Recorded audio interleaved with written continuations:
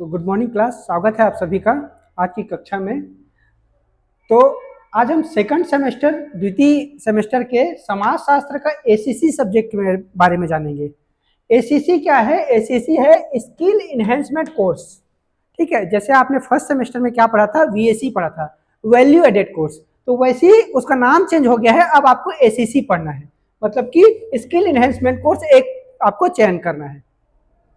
तो चयन करने से पहले मैं आपको बता दूं कि ये समाजशास्त्र का जो एसएससी पेपर है, इसका नाम है क्षेत्र अनुसंधान में नैतिकता, राजनीति और कौशल। ठीक है, ये इसका पेपर का नाम है। ठीक है, तो आपको एक विषय का चयन करना पड़ेगा। तो मैं बार बार बता चुका हूं कि वैसे ही विषय का चयन करना जिसके क्लासेस रेगुलर हो पाते हैं, जिसके बुक्स अवेलेबल हैं, है ना। इसका बुक आपको एक हफ्ते में मिल जाएगा। ठीक है, और ये है क्या, ये पेपर तो मोटा मोटी मैं आपको समझाऊं कि जैसे सरल भाषा में आपको बताता हूं कि जैसे अभी आप लोगों ने असाइनमेंट जमा किया था ना, तो उसी के बारे में है। जैसे मैंने आपको एक असाइनमेंट दिया था कि कोई भी राजनीतिक व्यक्ति है या कोई भी जो है सामाजिक व्यक्ति है, उसके बारे में जानकारी इकट्ठा करके लाइए। तो आप गए, उसके बारे में जानकारी इकट्ठा करके लाए और एक पेपर में लिख करके लाए। तो बिल्कुल वही है वो, ये जो पेपर है। मतलब कि आप जब कोई चीज रिसर्च करने जाते हो, कोई चीज जो जानकारी इकट्ठा करने जाते हो, तो क्या क्या दिक्कतें आती है, क्या चीजें सही है उसमें से और क्या चीजें गलत है, और कौन कौन सा चीज जो है उसको हमको जानकारी इकट्ठा करने में मदद करता है। जैसे कंप्यूटर जो है वो हमें रिसर्च बनाने में या कोई भी पेपर बनाने में हमें किस टाइप का मदद करता है, ये हम जानेंगे इस पेपर में। ठीक है, और क्या क्या चीजें जो है हमें नहीं करना चाहिए, क्या क्या चीजें गैर कानूनी है, इसके बारे में भी हम जानेंगे। तो ये पूरा पेपर जो है उसी के बारे में है। आज मैं सिर्फ और सिर्फ जो है सिलेबस डिस्कशन करूंगा, आगे नहीं बढ़ूंगा ज्यादा। ठीक है, तो ये इस पेपर का नाम है, आपने जान लिया पेपर का नाम क्या है, क्षेत्र अनुसंधान में नैतिकता, राजनीति और कौशल, ethics, politics and skill in social research. ठीक है, तो ये पेपर का नाम है। तो आपको अगर विषय चयन करने बोलेगा तो जो है साइंस वाले बच्चे ये ले लीजिएगा, बहुत अच्छा विषय है ये। कॉमर्स वाले भी बच्चे ले लीजिएगा, आर्ट्स वाले भी बच्चे ले लीजिएगा, जिनको अच्छा लगता है वो ले लीजिएगा। ठीक है, कम से कम आर्ट्स वाले और साइंस वाले तो ले ही लीजिएगा। कॉमर्स वालों को अगर नहीं पसंद आता है, क्योंकि कॉमर्स में क्या है, एसीसी जो है अकाउंटिंग फॉर एवरीवन ऐसा करके दिया हुआ है, तो आप उसको चयन कर सकते हैं क्योंकि वो आपके विषय से मिलता जुलता है। ठीक है, लेकिन कोई अगर कॉमर्स का वही बच्चा लेना चाहता है तो वो भी ले लीजिएगा। ठीक है, क्योंकि ये बहुत अच्छा विषय है और इसमें बहुत कुछ आपको सीखने को मिलेगा।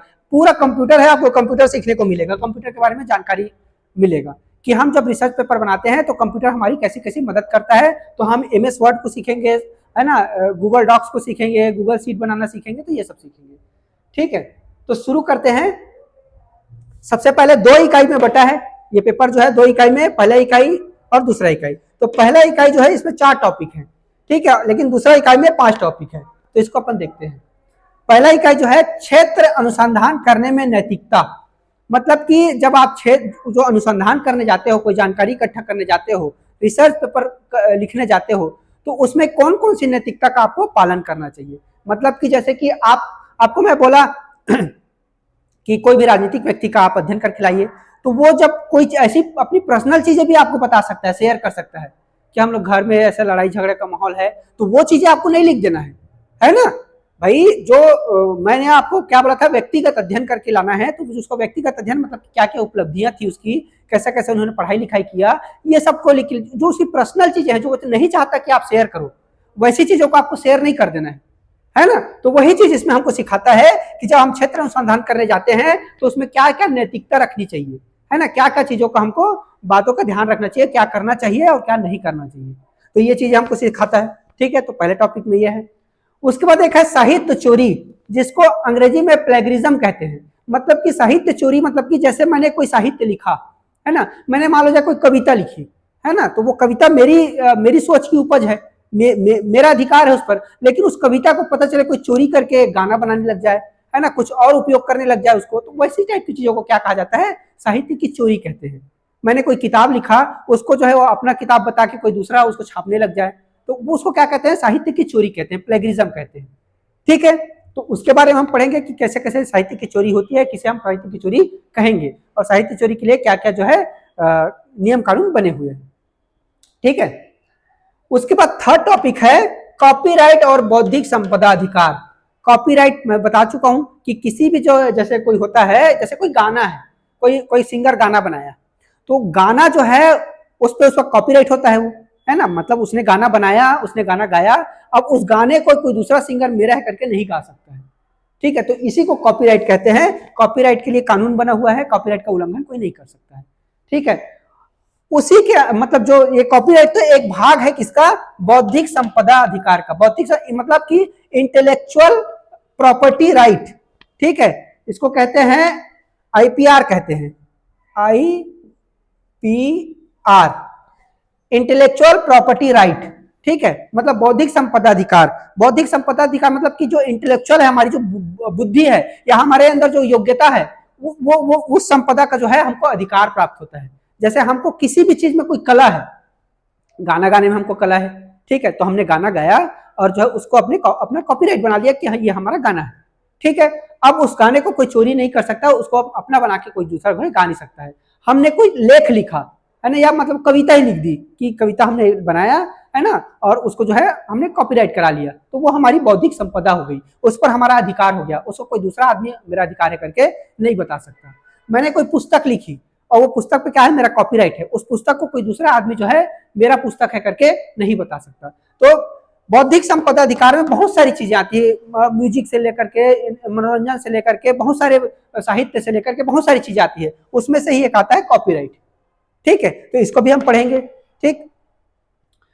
उसके बाद जो है चौथा इसमें टॉपिक है डेटा प्रस्तुति में राजनीति और कार्य साधन, ठीक है। मतलब कि जब हम कोई डेटा को प्रस्तुत करते हैं तो उसमें किस किस टाइप की राजनीति होती है, मतलब लोग कैसे कैसे हेराफेरी करते हैं उसमें, ठीक है, और कैसे कार्य साधन करते हैं, मतलब कि मैनिपुलेशन कैसे करते हैं। कार्य साधन मतलब कि हेर फेर करना, मैनिपुलेशन करना, ठीक है। तो वो कैसे कैसे लोग करते हैं इसको, इसके बारे में जानकारी प्राप्त करेंगे, हम इसके बारे में पढ़ेंगे, ठीक है। तो बहुत इंटरेस्टिंग टॉपिक है, बहुत अच्छा टॉपिक है, पढ़ने के लिए आगे चल के बहुत काम आएगा ये टॉपिक जो है। तो ये पहला यूनिट यहाँ तक है। उसका दूसरा यूनिट तो पूरा कंप्यूटर है, दूसरा यूनिट में पूरा कंप्यूटर है, तो इसमें हम एमएस वर्ड के बारे में पढ़ेंगे और गूगल डॉक्स के बारे में पढ़ेंगे। एमएस वर्ड आप लोग जानते हो, एमएस वर्ड किस लिए उपयोग किया जाता है, वर्ड प्रोसेसिंग यूनिट है ये, मतलब कि शब्दों को लिखने के लिए, अपने साहित्य को लिखने के लिए, कोई भी लेटर लिख रहे हो, जैसे मैं बोला था ना आप लोग को कि कोई भी जो है राजनीतिक व्यक्ति का जो है अध्ययन करके लेके आइए, तो उसको जैसे एमएस वर्ड में बनाएंगे तो फिर वो उसमें मार्जिन दे सकते हैं, हम स्पेस दे सकते हैं, टाइप कर सकते हैं, क्योंकि क्या है कई बार हाथ से लिखने से क्या है, कई बार स्पेलिंग मिस्टेक होता है, चीजें ठीक से समझ में नहीं आती, तो उन सब चीजों से बचने के लिए हम एमएस वर्ड और गूगल डॉक्स की जैसी चीजें करते हैं। तो एमएस वर्ड जो है और गूगल डॉक्स एक ही टाइप की चीज है, दोनों में बस ये अंतर है कि ये गूगल डॉक्स जो है ऑनलाइन हमको सपोर्ट करता है, मतलब कि एमएस वर्ड में अगर हम किसी कंप्यूटर में कोई फाइल बनाए हैं तो हम उसी कंप्यूटर में उस फाइल को एक्सेस कर पाएंगे, लेकिन गूगल डॉक्स पे क्या है, एक बार हमने वहां पर फाइल बना दिया तो हम दुनिया के किसी भी कोने में किसी भी कंप्यूटर से उस फाइल को एक्सेस कर सकते हैं। तो ये गूगल डॉक्स और एमएस वर्ड में अंतर है। बाकी लिखना वही काम वो भी करता है, वही काम ये भी करता है, दोनों लिखने वाला ही काम करते हैं। उसके बाद एमएस एक्सेल और गूगल सीट होता है। एमएस एक्सेल क्या होता है, जैसे कि कोई आपको सीट बनाना है, सीट मतलब कि जैसे कि चार्ट बनाना होता है ना, कि जैसे कोई कहीं के एम्प्लॉय का सैलरी कितना मिलता है ना, तो उसका जो हम चार्ट बनाते हैं, तो वो चार्ट बनाने का काम आता है कौन सा, एमएस एक्सेल और गूगल सीट, ठीक है। तो दोनों एक ही है, सेम गूगल सीट जो है ऑनलाइन आप एक्सेस कर सकते हैं कहीं से भी, लेकिन एमएस एक्सेल जो है आप उसी कंप्यूटर पर से एक्सेस कर पाएंगे, ठीक है। तो इसके बारे में हम पढ़ेंगे, पूरा प्रैक्टिकल होगा इनका, एमएस वर्ड का, गूगल डॉक्स का, एमएस एक्सेल का आपको पूरा प्रैक्टिकल करके दिखाया जाएगा। कॉलेज बुलाएंगे और कंप्यूटर में आपको प्रैक्टिकल कराएंगे, ठीक है। उसके बाद जो है एमएस पावर पॉइंट है और गूगल स्लाइड है। पावर पॉइंट मतलब कि जैसे हम कुछ प्रेजेंटेशन देते हैं ना, कोई भी चीज का जैसे कि हम प्रेजेंटेशन देते हैं तो उसको स्लाइड के माध्यम से, चित्रों के माध्यम से स्लाइड बना बना के जो प्रेजेंट करते हैं उसी को एमएस पावर पॉइंट और गूगल स्लाइड कहते हैं। तो उसको भी बनाना सीखेंगे हम, कैसे बनाते हैं, कैसे उसको प्रेजेंट करते हैं, तो इसको भी बारे में सीखेंगे। मतलब पूरा कंप्यूटर ही सीखेंगे लगभग। मतलब जो व्यक्ति समाजशास्त्र का एसीसी लेके ये पढ़ लिया, मतलब कि मोटा मोटी वो कंप्यूटर चलाना सीख जाएगा, ठीक है। तो हम एमएस पावर पॉइंट और गूगल स्लाइड को सीखेंगे। उसके बाद एक है गूगल फॉर्म। गूगल फॉर्म है, गूगल फॉर्म क्या है, डाटा एकत्रित करने का एक माध्यम है। मतलब कि जैसे हम एक फॉर्म बनाते हैं कि आपका नाम क्या है, आप कौन से कॉलेज से हो, कौन सी ईयर में पढ़ते हो, कौन सा आपका सब्जेक्ट लिए हो, आपका कितना परसेंट बना है, तो ऐसे एक प्रश्नावली बनाते हैं, फिर लोग जो है ऑनलाइन उसका उत्तर देते हैं। फिर हमको एक एनालिसिस मिल जाता है कितने लोगों ने उत्तर दिया, इतने लोग जो है पढ़ाई से खुश हैं, इतने लोग नाखुश हैं, इतने लोग का इतने परसेंट आया है, इतने लोग का ऐसा परसेंट आया है। तो ये काम कौन करता है? गूगल फॉर्म करता है। हम एक फॉर्म बनाते हैं, गूगल फॉर्म कहते हैं उसको, उसके माध्यम से डाटा एकत्रित करते हैं। तो इसको भी बनाना सीखेंगे हम, ठीक है, कैसे कैसे बनाते हैं। उसके बाद एक पांचवा टॉपिक है, बहुत इंपॉर्टेंट टॉपिक और छोटा है, उद्धरण या साइटेशन और संदर्भ रेफरेंसिंग के लिए एपीए शैली सीखना। एपीए शैली क्या है? एपीए शैली जो है एक शैली होती है, ये अमेरिकन साइकोलॉजिकल एसोसिएशन ऐसा करके है।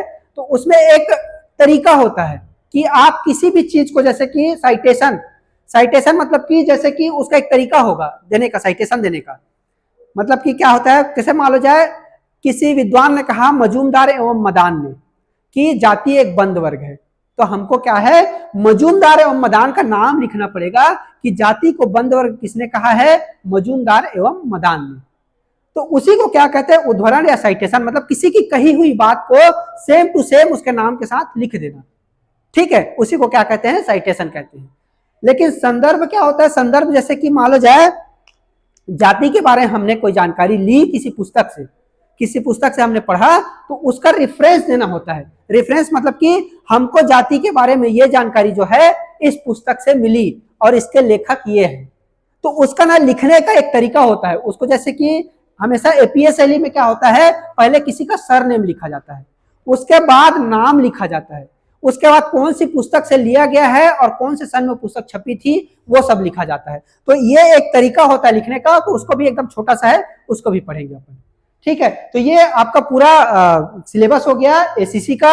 यही सब्जेक्ट लीजिएगा जितने लोग हैं, इसका पूरा कंप्यूटर का कोर्स आपको कराएंगे और क्लासेस भी पूरी होंगी, बुक्स भी एक हफ्ते में आपको मिल जाएगा, ठीक है।